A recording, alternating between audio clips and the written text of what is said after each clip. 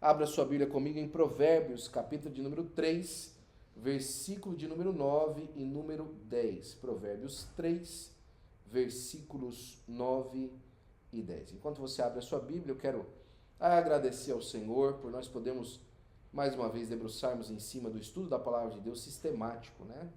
Não é aquele estudo que a gente vai e simplesmente mergulha do nada. Não, ele é sistemático, né? E eu quero ler a partir do versículo 7, nessa passagem de Provérbios, a partir do versículo 7. Olha que interessante, diz a minha Bíblia e a sua. Não seja sábios aos teus próprios olhos. Teme ao Senhor e aparta do mal. Isso será remédio para o teu umbigo e medula para os teus olhos. Honra ao Senhor com a tua fazenda e com os princípios de toda a tua renda. E se encherão os teus celeiros abundantemente, e transbordarão de mosto os teus lagares. Passagem muito conhecida, porque ela emprega que uma vida que tem resultados em Deus, ela parte do princípio da observância de quem Deus é, né? As pessoas às vezes falam assim, né? Quem Deus é. Obrigado, pastor. Deus não é Zé. Então você não pode falar quem Deus é. De quem Deus é. A palavra de Deus diz que tem qualquer que dá um copo de água a um profeta tem galardão de profeta, viu, pastor? O galardão está recebido hoje. Glória a Deus. O povo trouxe um monte de doce do Brasil. Fechando parênteses aqui. Essa maneira de se aproximar de Deus através daquilo, do reconhecimento que Deus tem instrução para nós, a Bíblia está dizendo que conforme a gente se aproxima, existe um ato contínuo. Eu quero aqui explorar esse texto 2 minutinhos com você, né? Olha, não seja teu próprio entendimento, teme ao Senhor e aparta-te do mal. Esse teme ao Senhor e aparta-te do mal é como se fosse um ato de sinergia. Eu vou explicar para você. Conforme você teme ao Senhor, automaticamente você se aparta do mal. Entende? E conforme você se aproxima do mal, você vai perder o temor do Senhor. Então, o escritor do provérbio aqui, ele está dizendo o seguinte: não tenha conhecimento a partir dos teus olhos. Tenha conhecimento a partir daquilo que vem do Senhor. Ou seja, não defina a sua vida pelos que os olhos veem. Quando você vai lá em Gênesis, no capítulo de número 2, e você percebe a queda do homem, diz que, na verdade no 3, né? Diz que a mulher, ela foi enganada pela serpente, porque ela olhou o fruto e era aprazível aos olhos, e tinha aparência que era bom para comer. Você já parou para pensar nisso?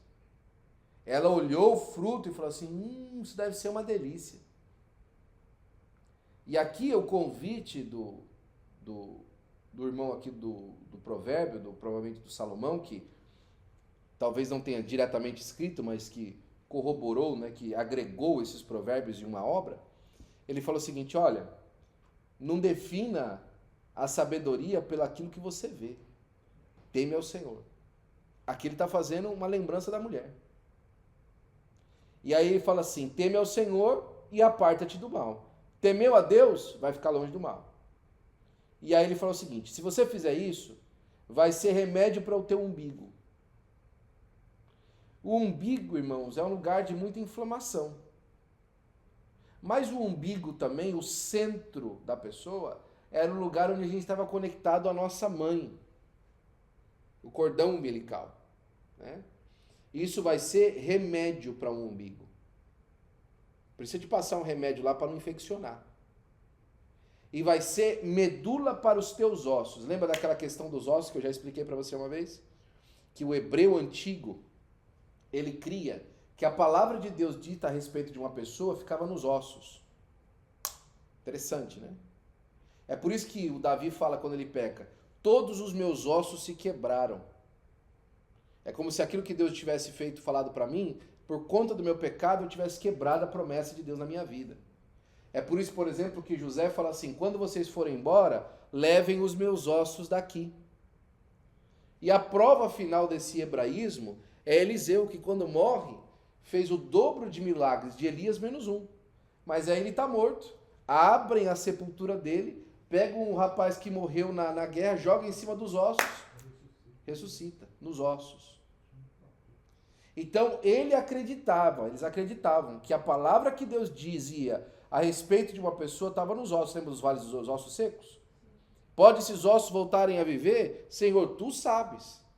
Tinha a palavra ainda, que Deus falou sobre eles, os ossos estavam lá, mas eles estavam com tudo espalhado, né? Estava sem sentido. A primeira coisa que aparece, a hora que o profeta profetiza, os ossos começam a ficar um no lugar certo do outro. A palavra de Deus começa a fazer sentido e aí ela ganha vida. Só que nesse contexto aqui, está dizendo que ela vai ser medula para os teus ossos. Sabe o que é a medula? É onde faz o sangue, onde o sangue é gerado no corpo. O sangue, ele nasce da medula óssea. Agora, olha que interessante isso que ele está falando. Se você temer o Senhor e for conforme a palavra dele, aonde você tem a palavra colocada, que é no seu osso, o sangue que vai gerar vai vir vida para você. Olha a profundidade desse tema. Depois dessa cama, dessa base inicial de vida, onde a gente observa cada passo da nossa vida a partir da vontade de Deus, aí ele faz o convite. Honra o Senhor com a tua fazenda. Agora eu te pergunto. Tem como honrar a Deus com a fazenda sem uma vida de verdade devotada ao Senhor? Tem como honrar a Deus com a fazenda sem uma consciência clara de que nós fomos chamados para viver para Deus? E com as primícias de toda a tua renda. E aí acontece um resultado. Honra o Senhor com a tua fazenda e com as primícias de toda a tua renda. E aí tem um resultado. E se encherão os seus celeiros abundantemente e transbordarão de mosto os teus lagares. Ou seja, mantimento e alegria. Né? Mantimento e alegria. Versículo 9 e 10. Né? Vamos lá. Nosso estudo vai dizer assim, ó. Dízimos, ofertas e prosperidade, tanto material como espiritual, tem sido um tabu no mundo cristão. É verdade ou não é? Hoje em dia, irmão, que tem de gente aí pregando essas mensagens de prosperidade absurda, né? Dá 1.000 que Deus vai te dar 10.000, né? No entanto, após o ano 2000, o Covid ressuscitou ou deu luz a mais desigrejados. Eles combatem a doutrina dos dízimos e das ofertas, pois dizem, como posso dizimar ou ofertar se não congrego em nenhuma igreja? Segundo a Bíblia, a única forma de trazer recursos aceitáveis diante de Deus ou para o reino de Deus é através da única agência de Deus na terra, a igreja do Senhor Jesus Cristo.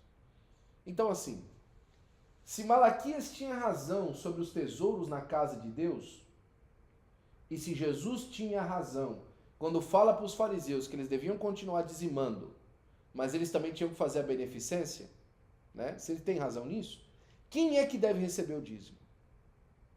Aonde é que nós devemos que depositar as nossas contribuições? Alguém vai argumentar aqui e vai falar assim, não, pastor, nós temos que depositar as nossas contribuições naquilo que Deus está fazendo, né? Ou naquilo onde Deus está envolvido para fazer. E aí vai surgir um monte de percepções diferentes uma das outras. Qual é a agência que Deus levantou na terra para fazer o seu trabalho? É a igreja do Senhor Jesus Cristo. A igreja com I maiúsculo é a agência de Deus na terra. A igreja com I maiúsculo, pelo Espírito Santo de Deus, ela foi organizada em vários grupos.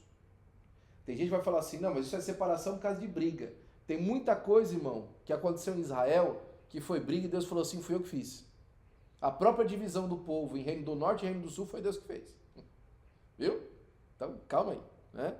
Tem muita gente, coisa que é Deus que faz. E Deus organizou as igrejas no mundo, organizou as instituições no mundo.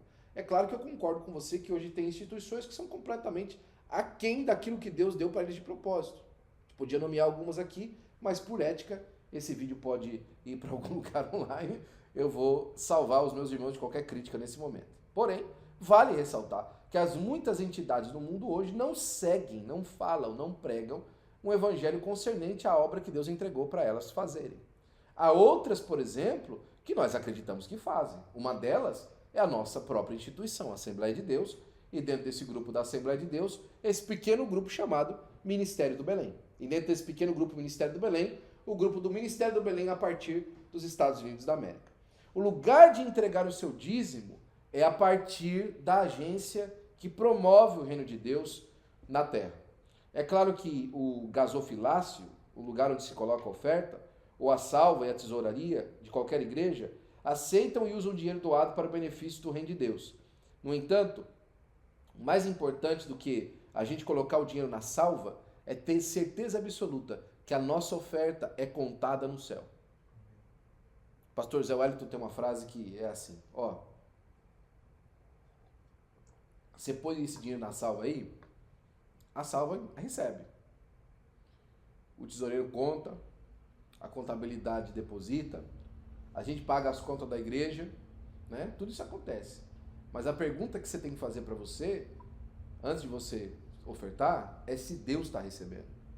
E como é que a gente sabe que se Deus está recebendo? Né? Como é que a gente vê isso? É interessante que as pessoas às vezes falam assim, mas a questão do valor, né? Converso isso muito com muita gente, a questão do valor. O valor não importa. O valor é aquele valor do coração. O valor importa se ele não é um valor que manifesta a realidade da vida. E a realidade da vida em 2 pontos, tá? 2 pontos da realidade da vida. Aquilo que você se dedica a entregar de verdade e aquilo que realmente é baseado na verdade que você conhece do Evangelho. Tem as 2 coisas. Tem o Espírito e a verdade, né? O que você conhece e aquilo que você faz. Dinheiro e valores materiais são tão importantes para Deus que dos aproximadamente 31.102 versículos bíblicos, cerca de 2.350 estão relacionados a bens materiais a serem usados nesse mundo, aqui mesmo na Terra. Antes de entrarmos no estudo, seria importante entendermos a diferença entre dízimo e oferta, né? A primeira coisa é o dízimo. O dízimo tem a raiz no hebraico, que é o maaser, e no grego o decata. Em ambas as línguas significa a mesma coisa, 1/10 ou 10% das entradas, não só financeiras, mas em todas as áreas da vida. Dízimo não é sacrifício. Não se pode oferecer sacrifício daquilo que não nos pertence.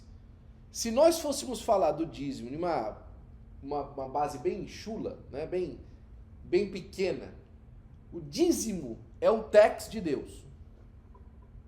É o imposto de Deus. Não é seu, é do leão, só que da tribo de Judá. O dízimo é uma estipulação bíblica daquilo que pertence ao Senhor. O dízimo não é seu, né?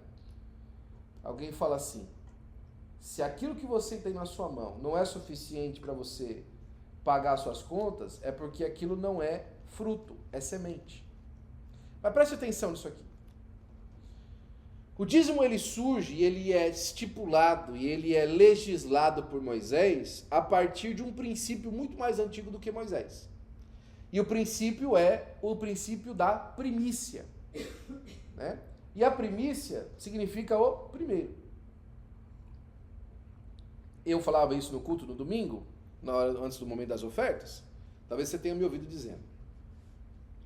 O que é primícia? É aquilo que vem primeiro.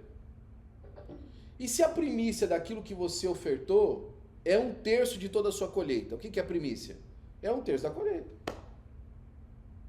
E se a primícia daquilo que você colheu, ou seja, que você conseguiu colher primeiro, é 100% de toda a colheita, você colheu tudo de uma vez, né? A primícia é tudo. Tudo aquilo ali você fez primeiro. Quando ele legisla, Moisés faz a legislação baseada no princípio de Deus, e ele fala dos 10%, ele estipula o dízimo, né? Abraão, por exemplo, foi o primeiro a dar um dízimo de alguma coisa. Uma primícia, mas era baseado na lei da oferta da primícia, tá? Que ele pagou um imposto ao rei de Salém, pela bênção de Deus, ok? Que ele já havia recebido, inclusive, tendo vencido a guerra, dos 4 reis contra os 5 reis, depois ele foi lá, ele, o Manri e os 180 que tinha nascido na sua casa, e desceram a marreta lá nos reis lá e ganharam todo mundo, você sabe da história, e aí Abraão, no capítulo 13 do livro do Gênesis, entrega dízimo ao rei de Salém. Ou seja, ele entrega um imposto, uma parte do despojo de guerra que ele havia recebido. E o resto ele devolve. Olha só que coisa, que maluco o tal do Abraão. Ele paga o dízimo com o despojo da guerra e o resto ele devolve. E ele fala assim, para ninguém dizer que enriqueceu a Abraão. Abraão era bruto, né? Não tem problema de ninguém, mas ficar jogando na minha cara. Claro que você tá rico, né? Roubou tudo que era nosso. Falou, não vou não. Ninguém vai jogar isso na minha cara amanhã. Devolveu tudo. Para ninguém dizer que enriqueceu Abraão. Então, o Abraão era dose, meu amigo. Mas ele entrega o dízimo. E depois disso, o dízimo se torna uma legislação a partir de Moisés. Então, o dízimo, como eu falava no domingo, ele não depende do seu clima. Não depende da sua generosidade. O dízimo não muda quando você está mais feliz. Ele não fica maior quando você está mais feliz. Ele também não diminui quando você está triste. O dízimo é o dízimo. É a 10ª parte. A gente precisa entender, por exemplo, né, que, como o estudo está dizendo, o dízimo promove de uma adoração. Agora, deixa eu falar para você. Você adora a Deus porque você quer?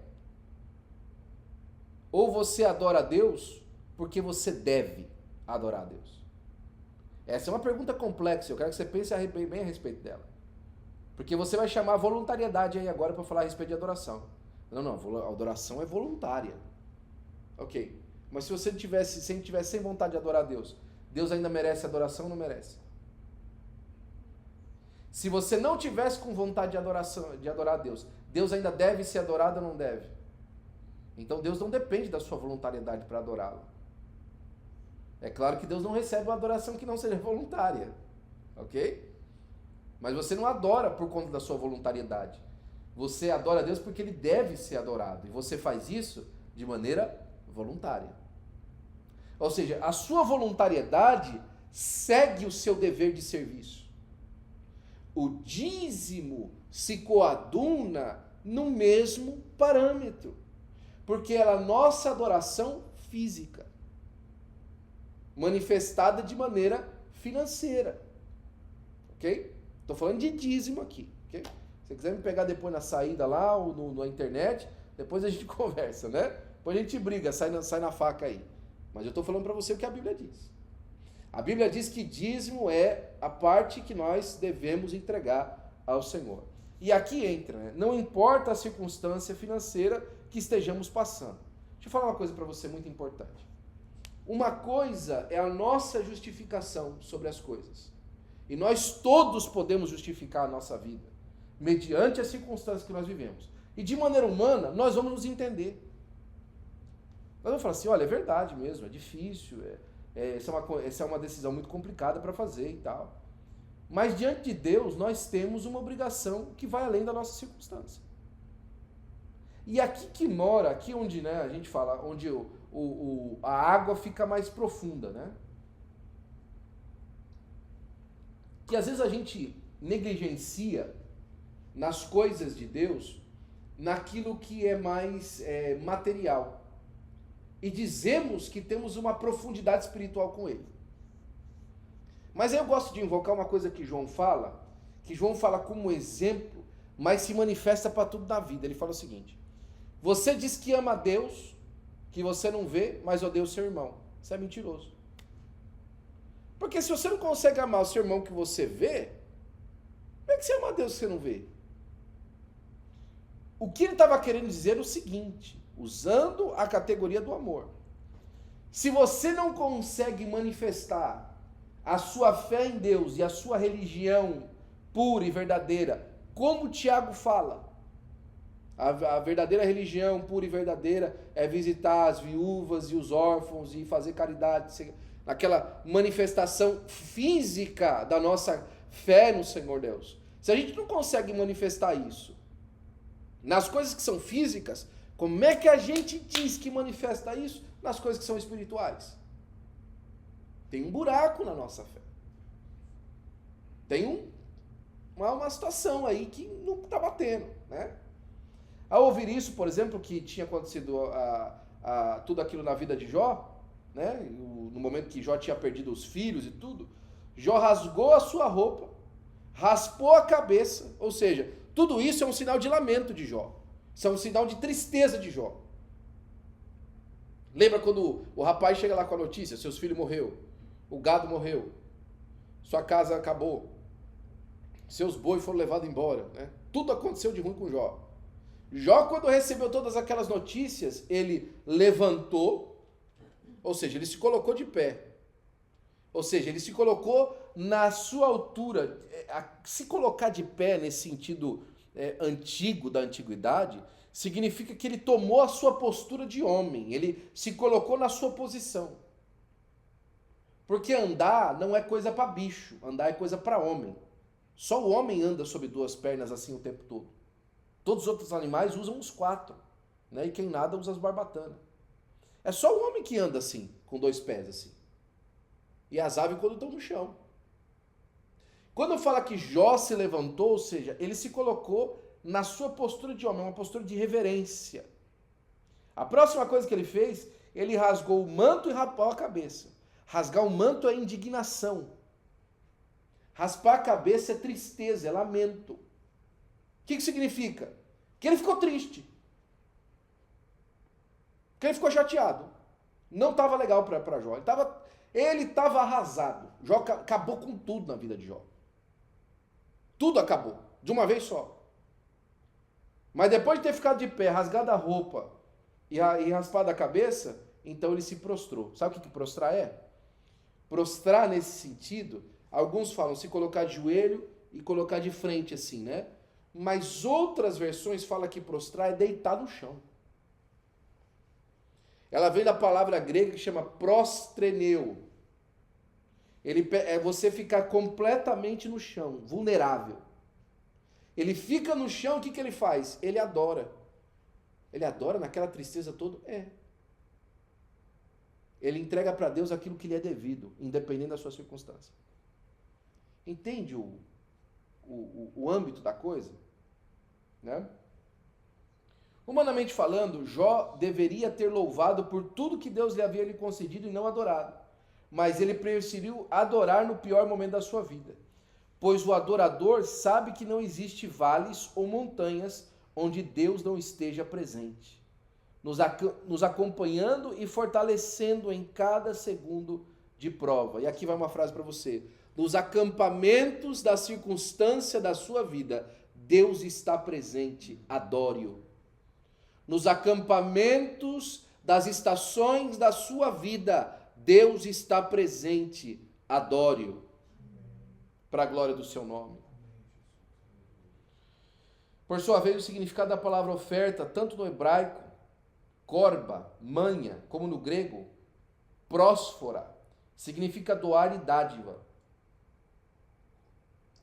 Sendo assim, a oferta está relacionada com louvor, pois louvamos alguém, Deus no caso, que nos proporcionou algum benefício.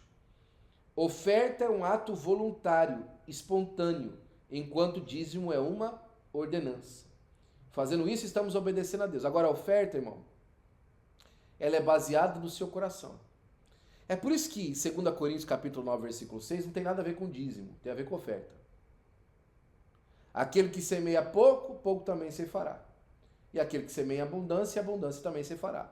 O que o companheiro está dizendo aqui é o seguinte, é que a sua oferta, ela serve também como um investimento na sua vida espiritual.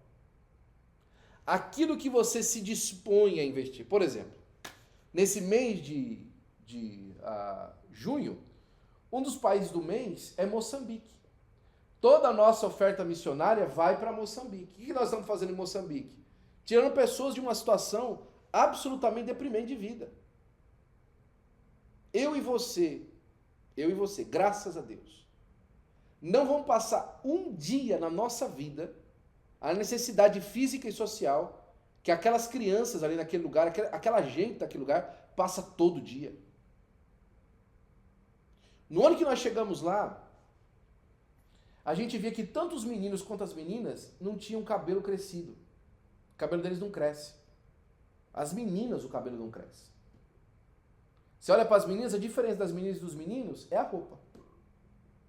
Porque o cabelo é do mesmo tamanho. Não, pastor, mas é a genética do cabelo. Não, não é. Foram fazer um estudo neles, é nutriente. O cabelo não cresce porque não tem nutrição suficiente. Agora, aqui vai uma coisa. A terra é boa. O que você planta dá. Só que eles estão incrustados em uma cultura, principalmente nesses lugares tribais, que não permitem eles sair disso. Aqui o pessoal da ZONG fica doido, né? Mas quando você chega com o evangelho e prega o evangelho e mostra o desejo de Deus para a vida da pessoa, as pessoas saem dali e ganham o mundo. E salvam a sua nação, o seu povo, o seu vilarejo. Constroem, transformam a situação do seu lugar. Nós, por exemplo, chegando ali, o primeiro ano que a gente lidou, tinha 60, 70 crianças. Hoje a gente cuida de 700. Naquele lugar, dando estudo. Os pais agora estão vindo ser alfabetizados na nossa escola. Como é que isso é? Investimento missionário. Pelos dízimos e pelas ofertas. Os dízimos, geralmente, eles ficam para cuidar mais da estrutura corrente. Mas o que faz a diferença é a oferta que se envia. Porque esse é um investimento para frente. Porque já também isso aí vai começar a fazer parte daquilo que é o dízimo também, né? Então, enquanto a oferta é um ato voluntário, espontâneo, o dizimar é uma ordenança. Quando a gente faz isso, nós estamos andando em obediência. Porque é o seguinte, ser agradecido é ser obediente a Deus? Absolutamente. Nós devemos ser agradecidos sempre. A palavra dízimo maaser aparece a primeira vez no livro de Gênesis, né? Abraão entregou o dízimo. E aí a gente vê aqui, ó, na parte A, o dízimo no Antigo Testamento. O dízimo de Abraão, o dízimo dos levitas, né? O dízimo dos dízimos, que os levitas, depois daquilo que eles recebessem de salário, que o salário dos levitas saía do dízimo, eles deviam dizimar sobre aquilo. Por exemplo, o pastor tem que dizimar, né? O pastor dizima. Porque ele recebe do dízimo, ele come da mesa do Senhor, ele precisa dizimar. Ele precisa ofertar também. Precisa entregar seu dízimo. E quem recebe o dízimo do pastor? É Deus. Mas dos crentes também não é Deus? É Deus também. Só que a bênção do povo está em a igreja usar aquele dízimo para o sustento da obra. Quando a igreja é fiel ao Senhor e ela usa do dízimo para abençoar a obra de Deus, expandir a obra de Deus, o povo é abençoado. O povo é acrescido para a glória do nome de Jesus, né? Tinha o dízimo trienal, né? Que é um tipo de dízimo que a cada 3 anos havia uma dispensação maior de dízimo. O dízimo como promessa de bênçãos materiais, lá em Malaquias capítulo 3, versículos 10 e 12. A gente não é aqui, e nunca foi na Assembleia de Deus, isso é uma coisa da nossa denominação, de ficar falando sobre maldição, porque se você vai ser amaldiçoado, se você não entregar e tal. Mas, irmão, quem está falando de maldição é a Bíblia, não é a gente. Né? Nós não estamos aqui criando maldição para que você seja pego em alguma coisa. Mas a Bíblia fala do devorador, que consome a vinha, consome a colheita daquele que não dizima. Quando o povo volta lá para a Terra Prometida, lá no livro de Ageu, está lá no capítulo 1 do livro de Ageu, fala assim, escuta, será que vocês não estão percebendo que vocês estão comendo, vocês estão se cobrindo, não estão se aquecendo? Vocês estão comendo, não estão se saciando? O salário de vocês parece que cabe num saco furado? Quando que vocês chegam em casa, não tem mais nada do que aquilo que você pegou? Escuta, para o que vocês estão fazendo. Sobe o monte e desce com material para minha casa. Ou seja, porque estava dizendo o seguinte, dedique a minha casa. Então, você vai ver que vocês vão ter abundância. Deus estava chamando a atenção do povo, através do ministério de Ageu, que a prosperidade começava a partir da fidelidade para com Deus, das coisas que são para Deus. E você quer saber de uma coisa sobre o dízimo também, que é bastante interessante? O do tempo, como o Silmo escreveu aqui, pastor Silmo, que escreveu esse estudo. né? Tem gente que dedica 0 tempo para Deus. 0 tempo para a obra de Deus. E quando eu falo para Deus, eu não falo simplesmente da sua leitura devocional, que isso é a sua comunhão com Deus. Eu falo da casa de Deus. Seu tempo de serviço a Deus. Seu tempo de servir as coisas de Deus, né? Vamos lá, mais para frente ainda. O dízimo no Novo Testamento. Aí que a gente entra. Aí você fala assim, pastor, mas o dízimo é coisa do Antigo Testamento. Deixa eu falar uma coisa para você. Adão e Eva estão no Antigo Testamento ou no Novo Testamento? A história deles está contada no Antigo Testamento. Mas eles fazem parte da Antiga Aliança ou da Nova Aliança? Nenhuma das duas. Adão e Eva e os seus filhos, eles não fazem parte daquela aliança que Deus fez com Abraão quando começa a aliança de Israel. Não tem nada a ver. É antes disso. Aquilo que eles fazem como princípio, inclusive até Noé, é de função, princípios eternos de vida. São princípios eternos de vida. Não tem nada a ver com a fé judaica, a fé israelita. Ok? Lembra do sacerdócio de Cristo? Que não é um sacerdócio levita? É um sacerdócio que tem as suas raízes em Melquisedeque, porque é um sacerdócio eterno. Lembra disso? Melquisedeque não está debaixo da lei sacerdotal levita. Ele está numa regra sacerdotal, num princípio sacerdotal eterno. Da mesma forma, a questão da contribuição, nessa questão de princípios de dízimo, elas estão dentro de um princípio eterno de Deus. Aí no Novo Testamento, Jesus olha para os fariseus e fala o seguinte, vocês são malandros, né? Porque vocês pegam aí, não, é dízimo, não, isso aqui é corbã, é oferta, para não cuidar das coisas que vocês têm que fazer. Né? Tem gente que fala assim, porque eu entrego meu dízimo lá na igreja, eu não preciso de ajudar mais ninguém. eu entrego minhas ofertas na igreja, então, o pessoal aí, cada um. É disso aqui que ele está chamando a atenção. E aí Jesus fala o seguinte, vocês devem fazer essas coisas. Ou seja, vocês devem ser fiel nos dízimos e as ofertas de vocês. Só que vocês não devem deixar de fazer as outras também. Ou seja, não usar aquilo que é a sua regra de prática da sua fé como uma abertura para se tornar uma pessoa leviana, religiosa da boca para fora. Essa é a reclamação. É que você não acha que você pode comprar a bênção de Deus com o seu dízimo. Se você cumpre de maneira voluntária, é a mesma pessoa que chega aqui no domingo, levanta a mão, adora, louva a Deus e chega durante a semana e faz as mesmas coisas que continua fazendo. Não muda nada na vida. Você acha que essa meia hora que você passou aqui de limão levantado na igreja vai resolver a sua semana? Por favor. Por favor. Não seja leviano. Aquilo que você traz para Deus na igreja, ele é uma oferta daquilo que você vive na sua vida, amém? Você se junta com seus irmãos para adorar a Deus. Você não adora a Deus só na igreja. Você adora a Deus na sua vida, você é a igreja. E no domingo, ou na quinta-feira, como hoje, meus queridos irmãos, nós nos reunimos nesse lugar para trazer todo mundo à sua adoração. E juntos adorarmos a Deus, né? Mais para frente a gente vê ainda a oferta em Israel, né? A oferta nesse sentido, ela é sinônimo da prosperidade. Ao ofertar, estamos plantando algo espiritual, material e eterno ao mesmo tempo. Ofertas, sacrifícios e votos são relacionados, segundo podemos observar no livro de Levíticos, onde aprendemos sobre vários tipos de oferta que o povo de Israel trazia diante do Senhor. Essas ofertas estavam ligadas a sacrifício, porque nem sempre temos para ofertar. No entanto, sempre Deus vê a intenção do coração. E aqui que o negócio começa a ficar diferente. É mais importante ter uma intenção sincera e não conseguir do que conseguir sem uma intenção sincera. E aí a pior parte é não conseguir porque nunca intencionou. Essa é a pior de todas, né? É os 4 estágios, ok?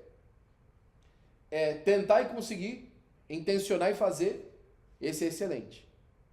Intencionar e não conseguir fazer, Deus entende. Não intencionar e fazer, Deus não recebe.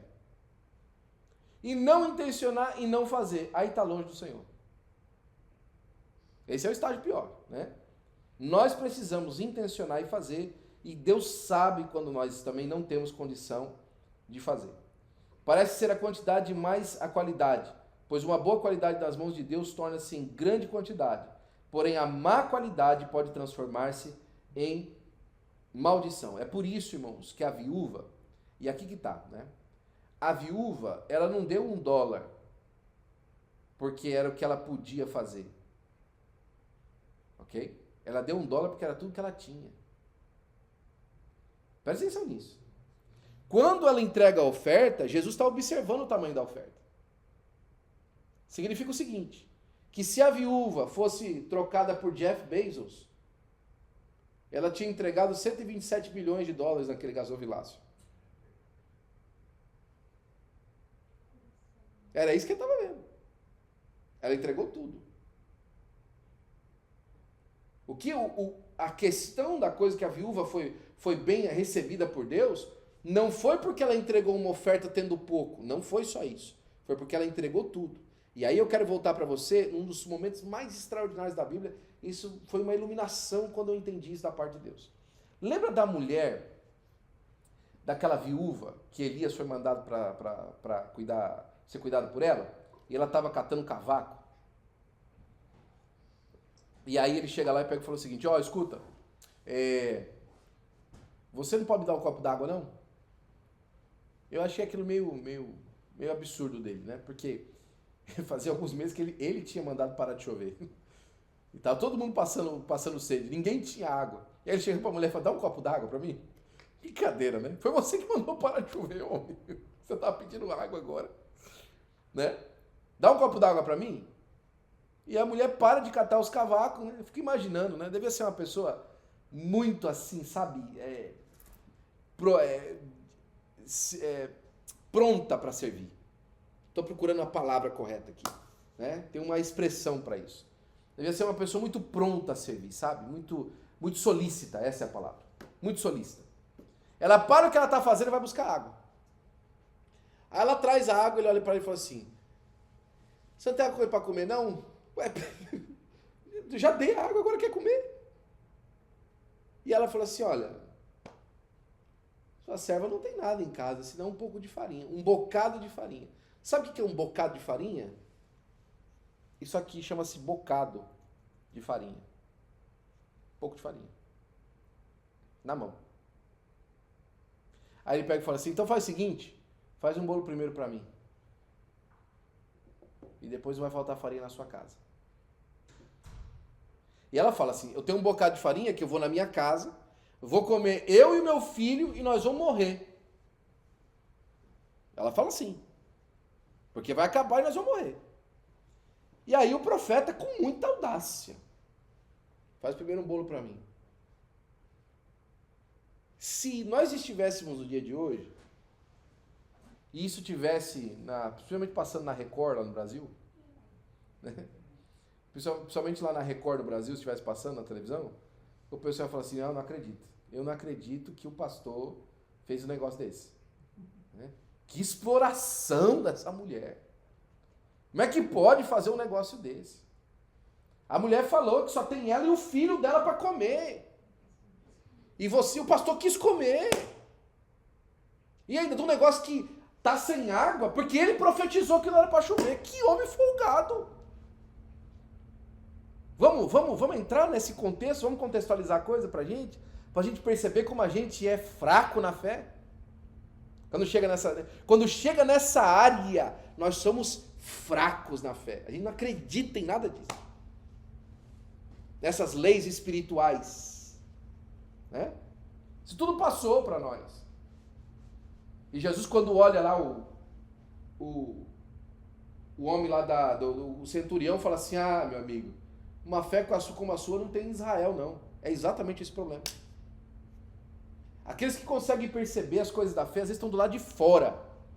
Porque na igreja, a gente teologiza algumas coisas que são atitudes de voluntariedade, de crer que Deus é poderoso para fazer e acabou. Não se crê mais assim. Se vai ouvir o teólogo fulano de tal. Se vai ler o livro do fulano de tal. Ah, porque o pastor fulano de tal, ele diz e não sei o quê. Não, porque o teólogo não sei das quantas, né? Principalmente se o cara não é pentecostal. Aí ele é teólogo bom. Que não acredita em nada das manifestações espirituais de Deus. Mas o profeta, de novo, vou voltar para você lá. Tem um bocado de farinha aqui na mão. Faz um bolo para mim, então, primeiro. Porque a farinha da panela não vai acabar e o azeite da botija não vai secar. Faz o bolo. A mulher faz o bolo. O profeta traz para ele comer. E a farinha não... Ele fala assim, até que chova sobre a terra. E aconteceu exatamente como ele disse. A farinha da panela não acabou. E o azeite da botija não secou. Até que houvesse chuva sobre a terra. Agora tem um princípio aqui. A parte do sacerdote na oferta israelita era um bocado daquilo que o pessoal vinha trazer. Quando as pessoas apresentavam a oferta, o sacerdote podia entrar com uma mão e tirar uma mão, um bocado da oferta, e ficava para ele. Esse era o mantimento da casa dele. Vinha entregar outra oferta, ele pegava um bocado, essa era a parte dele da oferta que se entregava de cereal, da oferta que se entregava de farinha. O princípio estava manifestado ali, a mulher entendeu. O que sobrou na casa dela para comer? A parte do sacerdote. E aí o Elias falou assim, se você entregar a parte do sacerdote, você vai ter o que fazer. Se você entregar a parte que Deus estipulou, as coisas vão acontecer, vão andar. Isso é um princípio espiritual, gente. Ei, eu não estou legislando em causa própria. Entendeu? Eu não fui pastor minha vida inteira. Eu estou dizendo para você de uma regra espiritual. Eu não estou legislando por causa própria. Eu estou ensinando para você o que diz a Bíblia. Creia você ou não. A mulher fez isso e Deus a abençoou. O que eu estou ensinando para você, segundo a palavra de Deus, é o seguinte. É hora de nós resgatarmos a nossa fidelidade daquilo que contém as nossas relações financeiras e econômicas quanto o trono da glória de Deus. Chegou a hora. Vamos restaurar esse altar aí. Que na vida de muitos tem andado quebrado. Vamos colocar ele no lugar, vamos ajeitar ele, colocar as pedras no lugar bonitinho. E vamos acender fogo, porque Deus vai mandar bênção nele aí. Deus vai multiplicar. Agora, você precisa crer nisso. E crer de maneira fiel. Não é pedir primeiro para depois ser fiel. É ser fiel e ver as coisas acontecer. É prova com Deus. Né? Tipos de ofertas e sacrifícios de votos. Existem pelo menos 11 tipos de ofertas que Deus estipulou.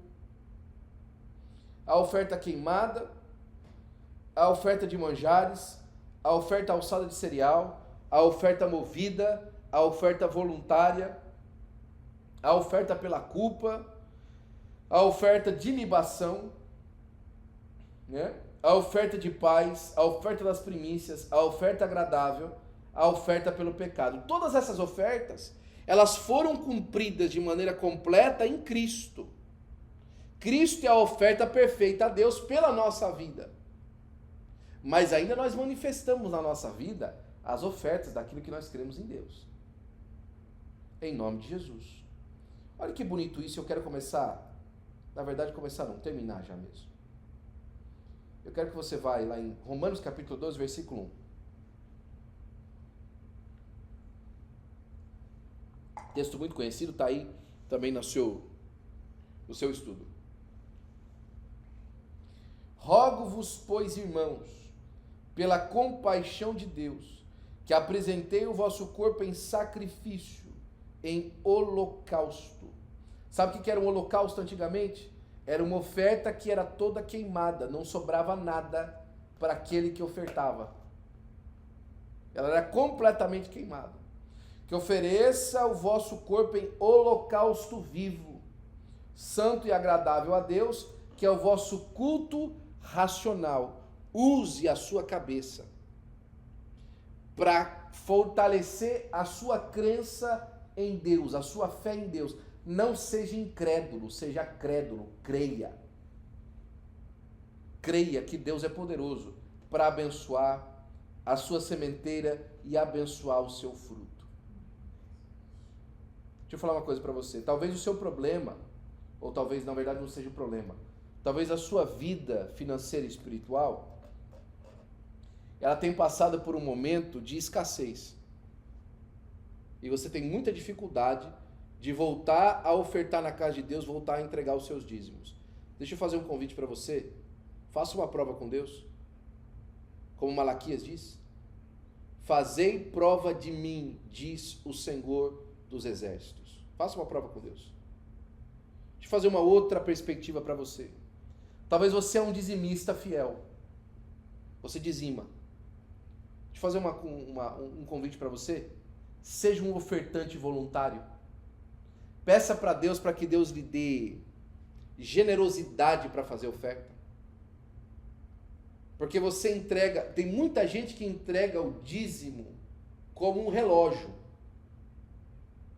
Pum, bateu, ele entrega. Bateu, ele entrega. E eu não estou dizendo para você que você está fazendo errado. O que eu estou dizendo para você é o seguinte, talvez Deus queira te dar uma experiência espetacular através de uma oferta. Abra seu coração, ore a Deus, fale com o Senhor.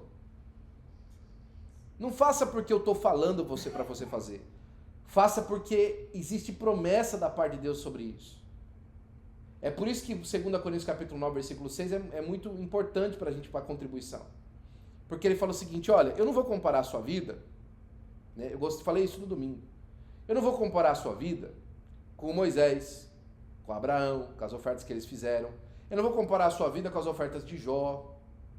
Eu não vou comparar a sua vida nem com as ofertas de Davi, porque Davi ofertou com força, hein? Davi deu do tesouro do povo todo e do dele ainda. Né? Não vou comparar a sua oferta, sua vida de oferta com a de Salomão. Meu Deus do céu. Né? Mas deixa eu falar para você de uma coisa extraordinária. Olha para o campo. Quanto mais semente, mais fruto. Sabe o que o Paulo está falando? É que a natureza está manifestando. Como é que funciona? Eu costumo dizer, e esse é um princípio meu para explicar as coisas, que não é o contrário. Nós não usamos as coisas na terra para explicar as coisas dos céus. Não é assim. É que as coisas na terra são assim para que a gente entenda as coisas que estão nos céus, porque elas são primeiro. Ou seja, as coisas que estão aqui são as cópias daquilo que está lá. Então funciona assim lá primeiro, para depois funcionar aqui. Sabe por que semente funciona desse jeito? Porque semente funciona assim no mundo espiritual. É o contrário. Não é para a gente entender o mundo espiritual.